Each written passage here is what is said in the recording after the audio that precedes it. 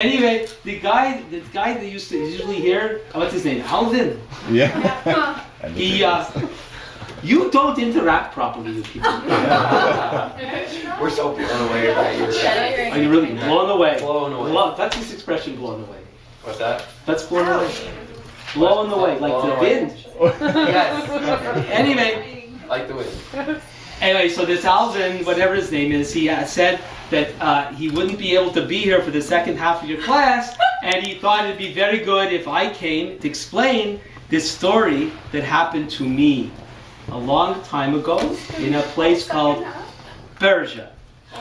Anybody ever been to Persia? No. Does anybody know what Persia is called now? And what's the size? Iran. What's it? Where did you run to? You ran to Persia. Oi! He ran a very far way, all the way to Persia. Anyway, yes, Iran. It's now called Iran. And a very important story happened there about 2,400 years ago. I should know because I was there. Oh, this is interesting. How'd they make a scroll look like this? And why is there this extra Yes. Jinsu dives? I'm glad Alvin left his notes for me here, just in case I need to, because I've been gone for a very long time. Anyway, so this story, it takes, maybe you've read it before, it's in the scriptures, the Hebrew Bible, yeah, that's what it's called, yes. What do you call it, that older testament? I don't like that. Anyway, so this takes place around the time when my people were first allowed to return from Persia to go back to the land of Israel to rebuild the temple. But most of the people were still living outside the land, and many were living in the land of Persia.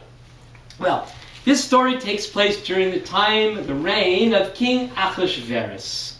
Ahasuerus, you might call him some people call him Xerxes. Xerxes with an X. I don't get it. But anyway, so this King Ahasuerus was having a big party. You're not going to believe this. It lasted 6 months. If you don't believe me, read it in the Bible. It's there. So they were having a good time. I don't know what they were doing. 6 months party. Oi, these kings, I just don't get it. But anyway, they celebrated and celebrated and celebrated. And eventually, King Ahasuerus called for his queen. Queen, if I say queen, am I supposed to say Vashti? No. Queen, Yeah. it's Vashti. I'm making a joke. Because I'm saying queen instead of queen, and her name was Vashti, so Okay, maybe so I should say Vashti, but forget that. Yeah, erase it from the tape. Now, please, it's a very serious story. It's a heartbreaking. Bring up the violins. I love this story. Okay. So they called for Queen Vashti. You got a problem? You in the back? No. I know you're supposed to be. Sorry. Mordecai. Did I not? I forgot to say my name. Oi. You all knew who I was. I'm Mordecai. You can call me Morty. Just don't. Some people, they say this thing. I hear it. It goes Mordecai. Yuck. Sounds terrible. I don't even know where they get that pronunciation. It's either Mordecai or you can call me Morty because I think we're friends. Anyway, so the king called for his queen, Queen Vashti, to come to show off her beauty. And do you know what happened? She said, no. Oi! The queen said no! And caused such a ruckus, you wouldn't believe it. They didn't know what to do. It was probably the first time ever a woman like that said no. So they had to meet with the wise men, and they had a discussion, like a committee meeting, and just what are we going to do? And so they thought, you know what, if we let this woman get away with this no business, all the wives of all the husbands are going to start saying no. You're following, I'm glad. So they decided to depose her. I like using those kinds of nice English words. Deposed. She was deposed, like kicked out. No more queen. It doesn't say they kicked her, but we don't know. But she was no more queen. Not queen anymore. So then time goes by, and like any king, a king without a queen is like a king without a queen. And so he decided that he wanted a queen. And so they decided to have it was an interesting plot and plan they came up with. They decided to get all the beautiful girls from from Persia to come, and they would go through these cosmetic treatments, like kind of like a Mary Kay party. And the king would get to pick the woman he wanted. You know why the king would get to pick the woman he wanted? Because he was the king. Have you heard this story before? No. So, as it turned out, one of the beautiful young women happened to be my cousin, my uncle's daughter. Her name was Hadassah. That was her Hebrew name. You might know her as Esther. It actually says Hadassah and Esther both in the story in the Bible. You can read it yourself later. Yeah. So they took Hadassah as one of the beautiful girls, and one of the assistants of the king really liked her and treated her well and prepped her good for her time when she was going to appear before the king. And wouldn't you believe it, she was chosen. Oh, I forgot to tell you something. I made sure that Esther would not tell anybody her true identity, because you never know what might happen if they found out she was Jewish. It may not be so good. So she promised that she would keep that to herself.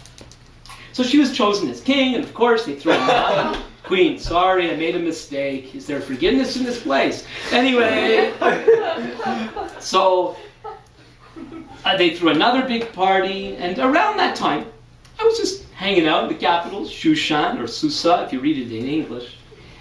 And I overheard two of the king's guys coming up with this plot to assassinate him. So I got word to my cousin Esther, and she informed the king, and they got those guys and executed them.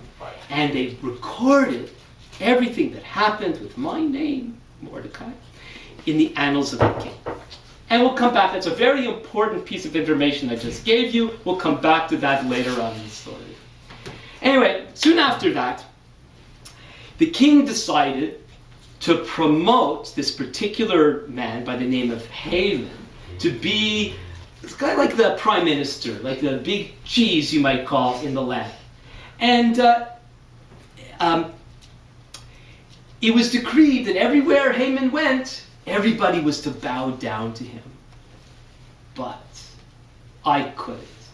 Now some people think the reason why I didn't bow down to Haman was because our people don't bow down to anybody. But that's not really true. If you read the Bible, we bow down. We bow down all over the place. We bow down to God, bow down to people. So what's the problem with Haman? The reason why I couldn't bow down to Haman was because he was a descendant of the Amalekites. Now, you may not remember the story, but the Amalekites were these people that when our people were wandering through the wilderness on the way to the promised land, they attacked us. And God said that their name must be blotted out. So how could I look at this despicable man Haman and bow and honor him? He's not to be honored. God said don't honor these people. I said, I'm not going to. If God says don't honor, you're going to honor. I wasn't going to do it, so I didn't. But boy, did that make Haman mad. He was so infuriated that I would not bow down to him. Everyone else is bowing down to him. What's his problem? He finds out that I'm part of the Jewish people. So it's not good enough for him to try to get me. He decides he wants to destroy all my people. Before I talk any further about this man, I got to tell you something. His name's supposed to be blotted out. We're not really supposed to honor this man, Haman. So when this story is read and has been read centuries in synagogues all over the world, they get out the story of Esther that you have in your Bible. It's actually one of the Megillot. It's a Megillah. A Megillah is a little scroll. It doesn't mean little scroll. It means little scroll. The Torah scrolls have 2 poles, but there's these other scrolls that only have 1 pole. And that scroll with 1 pole is called a Megillah, and the story of my cousin Esther and me, Mordecai, is a Megillah. So when the Megillah of Esther is read in the synagogue, whenever the name of Haman is mentioned, we need to blot out his name. So we get out noisemakers like these every time Haman's name is mentioned. We stamp our feet, we bang pots. It's a lot of fun. So from now on, we'll start with you, and you'll each get a turn. And every time I say the name Haman, you get a turn. That's called a grogger, by the way. So Okay, so you've had your turn. You can pass it. Okay, so so I want to tell you about Haman's plot. He decided that he wanted to destroy us all, and he wanted to set a special day to do it. So they cast lots.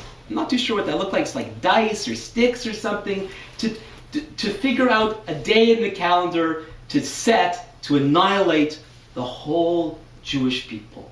And these lots were called Pur. One lot is a Pur. The plural is Purim. And the holiday that we celebrate, I'm giving away the end. There's a good ending, but let's get back to the story. The lots in Hebrew, that's Purim. And so they cast the Purim and came up with, did I remember to write it down, the 13th of the 12th month in the Jewish calendar, which happens to be this Saturday night, which is one of the reasons why I'm doing this tonight for you. And so they passed the law. They got the king to pass a law that on that day, the Persian people could attack and destroy the Jewish people. Well, the capital city was in such an uproar, such a mess. It was terrible. I was so distraught. Wouldn't you be? I don't imagine most of you have ever been threatened with annihilation, but my people have been threatened that with many times, and it's very distressing. So I sent a message to Esther. Remember the last time I got a message to her and saved the king's life, so I sent a message to her that she needs to do something about this horrible threat. So then a message came back to me that she said, but the king hasn't asked me into his presence for a long time. And if you go when you're not invited, and if he doesn't hold out his scepter, like that, probably more kingly, like that. If he doesn't hold out his scepter, then it could be the end of me. So, but this is more serious than this. So what I said to her, and I quote, do not think to yourself that in the king's palace you'll escape any more than all the other Jews. For if you keep silent at this time, relief and deliverance will rise for the Jews from another place, but you and your father's house will perish. And who knows whether you have not come to the kingdom for such a time as this. So then the message came back to me. Esther asked that I get all our people to fast for her, and she would go to the king, and she said, and I quote again, if I die, I die. That's my girl. So Esther came up with her own plan. She went to the king, and lo and behold, held out his scepter, everything is fine. And she invited the king and Haman. Yes. She invited the king and Haman. Oh, it's not me they're blotting up, right? It's that Haman. Anyway. She invited the two of them, and only them, to this banquet. Banquet, that's all they do is eat. It sounds like some people I know in this room. But anyway, not that I know you, because I've just met you tonight. But never mind. So, where am I? I get lost, I tell the story. So she invites them to this banquet, and so at the banquet the king says to Esther, what would you like? Up to half my kingdom I will give it to you. I don't understand why these kings offer half their kingdom. They really mean it. Yeah, I'll take half. A third is fine. I don't think they mean that. I think it's an expression. I really think so. So anyway, what do you want, Esther? And she says, what I want is come back tomorrow for another banquet. Oh, she's so smart, that Esther. I don't know where she gets these ideas. 2 banquets. Well, Haman was so ecstatic that he's invited to these banquets and he's cool. But then on his way back home between these 2 banquets, who does he see but me? And that infuriates him. So he goes home and he is fit to be tied, and his wife and friends come up with this great idea. How about building a gallows 50 feet high and hang that despicable Mordecai? I think that's a good idea. Well, In the meantime, the king is trying to sleep. Haman is going to come and present his gallows idea to the king. The king's trying to sleep, can't sleep, and so what does he ask for? He asked, would someone come and read me my annals? Wouldn't you love to have annals to be read to you? Read me my annals. I want to hear about me. So they're reading the story of the annals. You were a cute baby, king. I don't know what's in there. He never let me see the annals. But it gets to the part, remember the story where I saved the king's life? They get to that part. And the king says, did we ever honor this Mordecai fellow? No, king, we never did. We got to honor him. The king thought, is there anybody in my court? Well, Haman was coming to talk about the gallows. He said, Haman's here, Your Majesty. So in he walks, and the king says, tell me. Tell me, Haman. No! Come on! So tell me.